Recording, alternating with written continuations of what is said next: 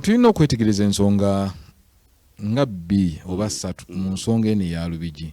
Okusooka, buli muntu okusinziira ku ssemateeka Article 26 buli muntu alina eddembe okuba n'ekiki.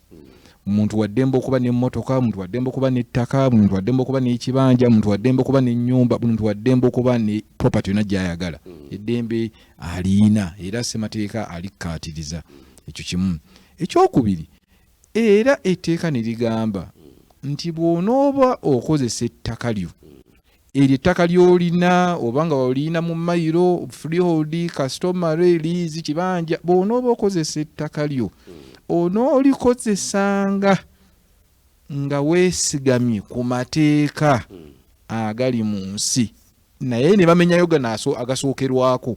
Ne bagamba nga weesigamye ku mateeka gakwata ku environment, nga weesigamye ku mateeka gakwata ku forestry, nga weesigamye ku mateeka gakwata ku mineral.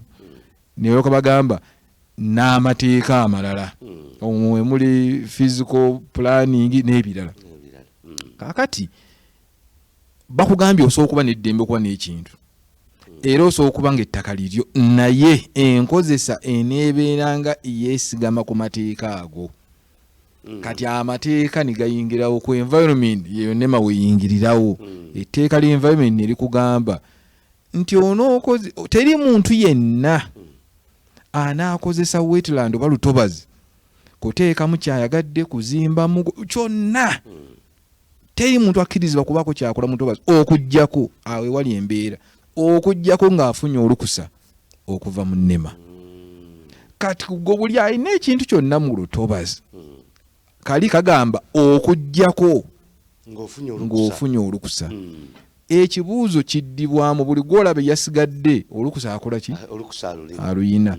Lwaki bamulugabira ekyo? Abannema basobola kinnyonnyola, batunulya ensonga eziwerako. Si buvunaanyizibwa wange okunnyonnyola lwaki, naye nze buvunaanyizibwa wange okutegeeza nti etteeka ligamba teryakkirizibwa. Bw'ogenda ku kibira n'okisaawa n'ozimbawo ennyumba, ebyo bibyo bw'oba tofunye lukusa.